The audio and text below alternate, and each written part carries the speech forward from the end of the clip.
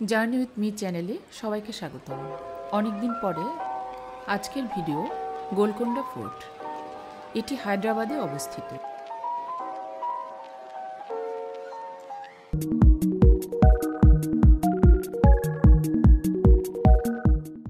এই অবস্থাটা হচ্ছে ঠিক গোলকোন্ডা ফোর্টের সামনের ভাগ। আমরা এখনো ঢুকি নাই, ঢুকবো। আমরা লাইন ধরে প্রথমে ঢুকছি। শুরুতেই কোনো টিকিট কাউন্টার নেই। এই জায়গাটা পুরোটাই ভিতরে অনেকখানি হেঁটে গিয়ে তারপর একটা টিকিট কাউন্টার আছে। আসলে ঢুকেই এমন সুন্দর মনোরম দৃশ্য, মানে এখান থেকেই যেন সৌন্দর্য উপভোগ করাটা আপনার শুরু হয়ে যাবে।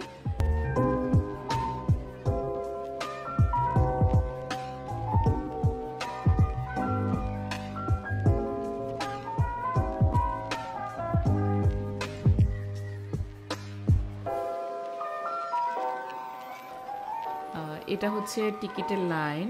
আমরা টিকিট কেটে তারপর যার যার টিকিট তার হাতে নিলাম। আমরা প্রবেশ করছি, প্রবেশ পথ।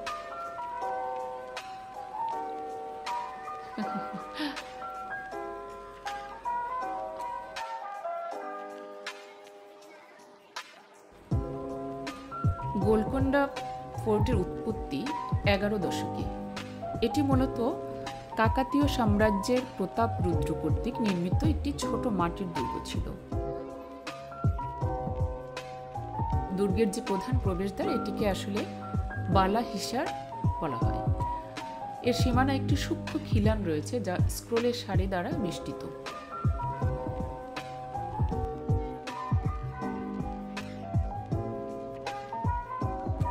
ময়ূর এবং সিংহের নকশা হিন্দু স্থাপত্যের বৈশিষ্ট্য এবং এই দুর্গের হিন্দু উৎসের ভিত্তি বলা যায়।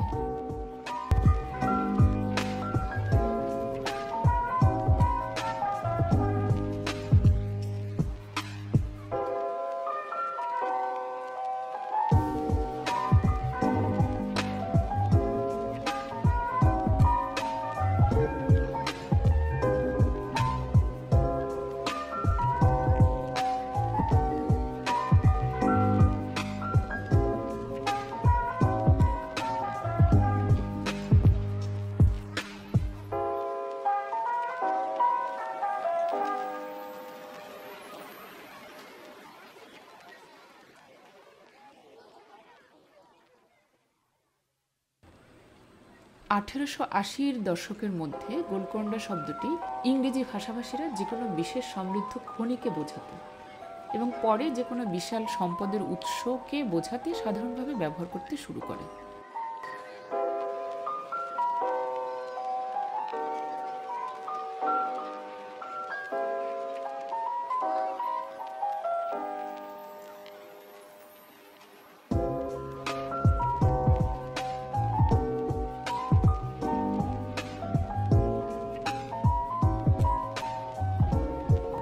এর ভিতরে এতটা জায়গা হাঁটতে হাঁটতে হাঁটতে হাঁটতে একেবারে ক্লান্ত হয়ে যাবে।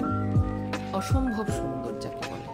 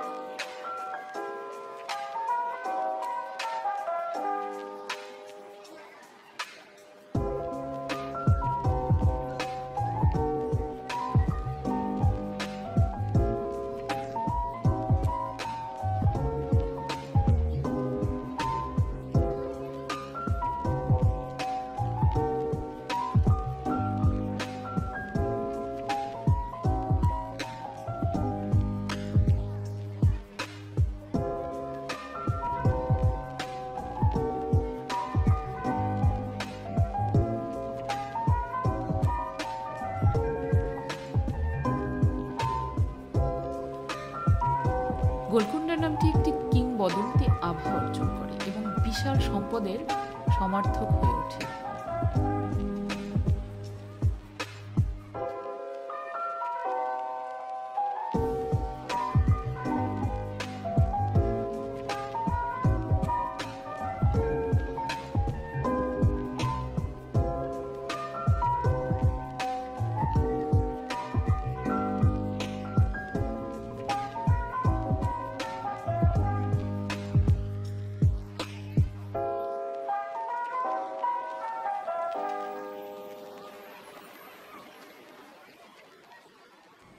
গোলকোন্ডা দুর্গের মধ্যে একটি মহাকালী মন্দির আছে। দুর্গটিতে কুতুব শাহী রাজাদের সমাধিও আছে। এই সমাধিগুলো ইন্দো ইসলামিক স্থাপত্যের বৈশিষ্ট্য প্রদর্শন করে এবং গোলকোন্ডার বাইরে প্রাচীর থেকে প্রায় 1 কিলোমিটার উত্তরে অবস্থিত। এগুলি বাগান এবং অসংখ্য খোদাই করা পাথর দ্বারা বেষ্টিত।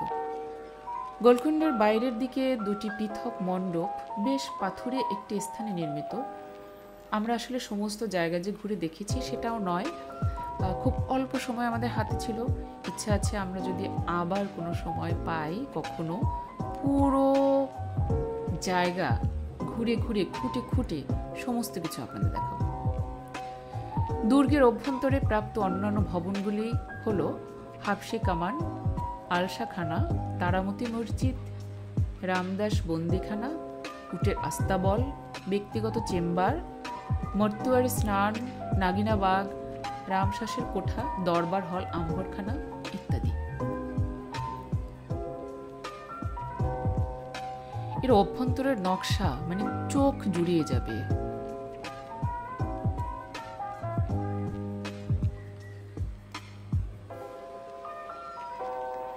গোলকুন্ডার খনি থেকে অনেক বিখ্যাত হীরা খনন করা হয়েছে বলে মনে করা হয়।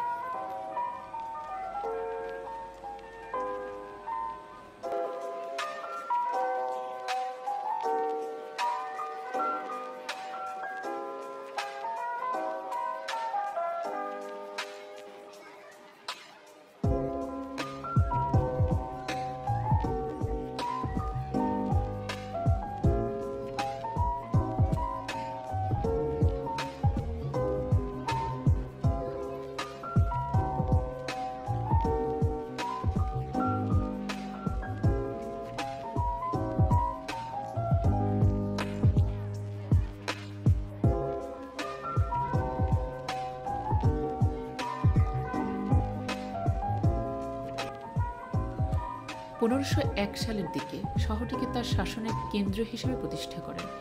এই সময়কালে বাহামনি শাসন ধীরে ধীরে দুর্বল হয়ে পড়ে এবং সুলতান কুলি 1518 সালে আনুষ্ঠানিকভাবে স্বাধীন হন। গোলকুন্ড অবস্থিত কুতুব শাহী রাজবংশ প্রতিষ্ঠা করেন। প্রথম 3 জন কুতুব শাহী সুলতান মাটির দুর্গটি বর্তমান কাঠামোতে সম্প্রসারিত করেন। প্রায় 5 কিলোমিটার বিস্তৃত গ্রানাইটের একটি বিশাল দুর্গ। 1590 সাল পর্যন্ত এটি কুতুব শাহী রাজবংশের রাজধানী ছিল। যখন রাজধানী হায়দ্রাবাদে স্থানান্তরিত হয়, কুতুব শাহীরা দুর্গটি সম্প্রসারণ করেছিলেন, যা 7 কিলোমিটার বাইরে প্রাচীন শহরটিকে ঘিরে রেখেছিল।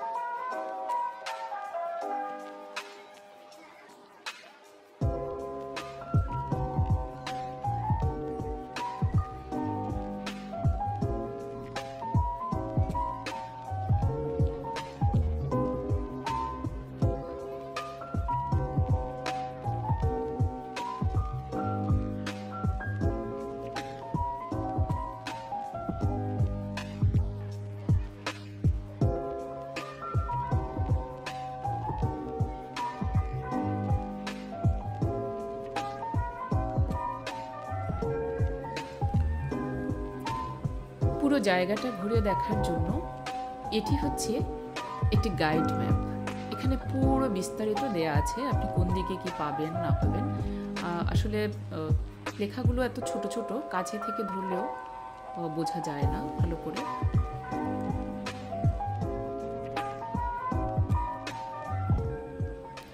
বন্ধুরা, আমাদের আজকের ভিডিওটি ছিল এই। আবার আরেকদিন দেখা হবে অন্য কোনো একটি ভিডিওতে।